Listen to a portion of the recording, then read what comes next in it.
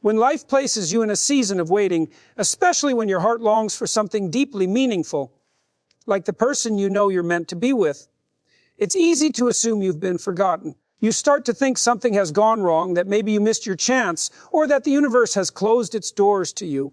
But in reality, waiting is almost never punishment.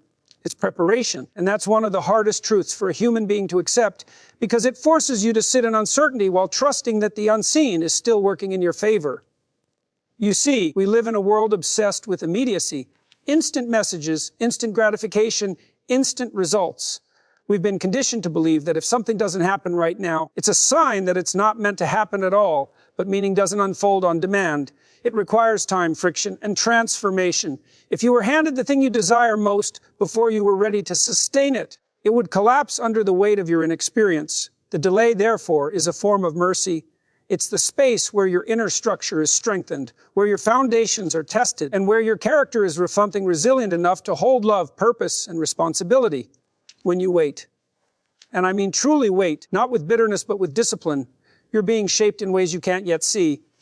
The silence itself becomes your teacher. You learn patience, humility, self-control, and endurance, virtues that can't be taught through success, only through struggle. You learn how to be alone without being lonely, how to carry hope without clinging to fantasy, how to stay grounded in reality while still believing in something beyond it. And in that slow, invisible process, your soul matures. Because here, truth, anything built in haste, tends to fall apart just as quickly. Love that's rushed becomes dependency. Purpose that's forced becomes burnout. But when you allow time to do its work, when you let patience refine you, you become solid. You develop depth, and depth is what sustains real connection. So when you're in that long stretch of waiting, when it feels like your prayers are bouncing off the ceiling, you have to remind yourself something is being built in you that can't be built any other way. Waiting exposes what's fragile in you so it can be replaced with what's eternal. It forces you to face yourself, to deal with the parts of your character that might sabotage what you're asking for. Maybe the waiting is there so that when the door finally opens, you'll have the strength and clarity to walk through it without fear. So don't despise the delay. Don't assume you've been denied. You're not being punished, you're being prepared. Every quiet day, every unanswered prayer, every moment that feels stagnant is a chisel in the hand of the divine, shaping you into someone capable of holding what's coming. And when it finally arrives, when your yes appears, you'll understand that every second of waiting was worth it. It's a humbling thing to realize that while you're being shaped and stretched by your own process of growth, the person destined for you, your kingdom spouse, is undergoing a transformation of their own. Often, we imagine that we're the only ones waiting, the only ones feeling lost or unsure about what comes next. But love, especially the kind that's divinely aligned, is a two-sided journey. It requires two people becoming ready at the same time, even if they're walking very different paths to get there.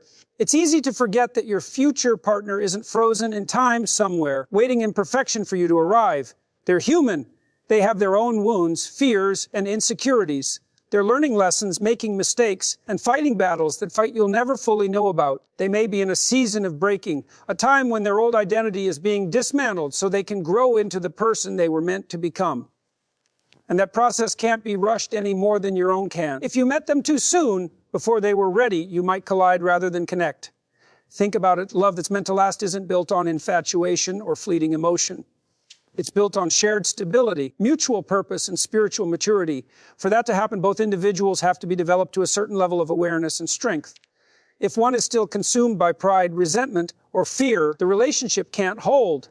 That's why sometimes the person who's meant for you feels distant. Not because they don't care, but because life is still chiseling away at the parts of them that would otherwise harm what's meant to be beautiful. This is the paradox of divine timing. You can be ready and still have to wait, because readiness isn't just about you. It's about both of you. There's a synchrony that must take place, a divine choreography where two lives evolve separately until the moment when their growth intersects perfectly. And that means trust is essential. You have to believe that even though you can't see it, the same higher intelligence that's shaping your life is shaping theirs too. In those moments when you feel impatient or discouraged, remember that the person you're praying for might be in the exact same emotional space, wondering when their path will align with yours. They might be praying for healing, stability, and direction just like you are. The separation is not a sign of abandonment. It's evidence that both of you are being refined, prepared to meet not as half-formed fragments seeking completion, but as two whole souls ready to build something lasting. So instead of fixating on the absence, use this time to become the kind of person who can truly outmeet your future partner, not just emotionally, but spiritually and intellectually. Because when both of you have been tempered by growth, when your hearts are mature and your spirits aligned, your meeting won't be fragile or uncertain. It will be inevitable. It will be the convergence of two people who have done the work separately to deserve something sacred together. Faith is often misunderstood as passive hope. The idea that you simply sit back, wait, and trust that things will work out while doing nothing to influence the outcome. But that's not what real faith is. Real faith is active. It's disciplined. It's the daily decision to continue moving forward with integrity even when there's no visible sign of progress. It's an act of endurance, not escapism. Faith means acting as if meaning exists, even when the evidence seems to suggest that it doesn't. There's a quiet strength in choosing to believe while still doing the hard work that belief requires. It's easy to have faith when everything is going well, when signs are clear and doors are opening. But when the path is silent, when prayers go unanswered, and you start to question whether anything is moving at all, that's when real faith is forged.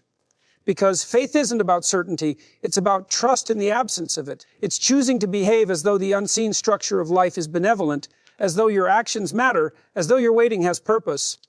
Even when your emotions rebel against that idea. This kind of endurance builds character. It forces you to confront your own instability and doubt. You learn to stop asking, when will this happen? And start asking, who am I becoming while I wait? Because faith that doesn't shape your behavior isn't faith. It's fantasy. True faith compels you to take responsibility for your life, to stay honest, disciplined, and patient while you hold on to hope. It means showing up for your purpose, nurturing your gifts, caring for your body and mind, and walking with integrity. Even when no one is watching and nothing seems to change. People often want miracles without maturity, but the truth is miracles are attracted to maturity. The longer you hold your ground in faith, the stronger your spiritual muscles become. You learn to separate your worth from your circumstances, your hope from your emotions, and your belief from external validation. And when you can do that, you become unshakable. You stop chasing signs and start embodying faith through action, through the way you speak, work, and treat others. Faith also demands that you surrender your timeline. It asks you to let go of the illusion of control, that false belief that you can manipulate outcomes through worry or overthinking. Instead, you act diligently and let go freely, knowing that what's truly meant for you cannot miss you. That paradox, working hard while releasing attachment, is the essence of spiritual balance. So, when it feels like nothing's happening, remind yourself that endurance is doing its work. You're being strengthened in silence, trained in patience, refined in perseverance. Every day you choose to remain grounded in what you believe, to act as though your purpose still matters. You affirm your faith through action. And that ultimately is what aligns you with your destiny. Faith is not waiting for life to happen. It's living as though the promise is already on its way. Love, in its truest and most sacred form, is not something that can be stumbled into or casually maintained. It requires depth, maturity, and the willingness to take responsibility for another human being's heart. That's why genuine love, what some would call divine or kingdom love, only manifests when both people are ready to carry its weight. It's not a reward for longing. It's a responsibility entrusted to those who have become stable enough to nurture it. We live in a culture that glorifies emotional intensity over emotional intelligence. People chase sparks, passion, and chemistry, mistaking them for destiny. But the truth is, love that's meant to last isn't built on fleeting emotion. It's built on structure, on the willingness to show up when it's inconvenient, to communicate when it's uncomfortable, and to forgive when it's undeserved. These things don't come naturally. They're learned through the refining process of personal growth. That's why love doesn't always appear when you first want it, because it's waiting for you to develop the capacity to hold it properly. Before real love arrives, life often confronts you with lessons that expose your weaknesses. It tests your patience, your honesty, your ability to give without control. It reveals the parts of you that still act from fear. Fear of abandonment, fear of rejection, fear of vulnerability. And it forces you to confront them, because if those fears remain unresolved, they'll poison even the most beautiful relationship. The time you spend learning to love yourself, to establish boundaries, to communicate clearly, and to heal your past isn't wasted time. It's necessary preparation. You cannot sustain divine connection with human immaturity. When you become emotionally grounded, love stops being a transaction and becomes a calling. You no longer look for someone to complete you. You look for someone to build with. You understand that love isn't just about how someone makes you feel.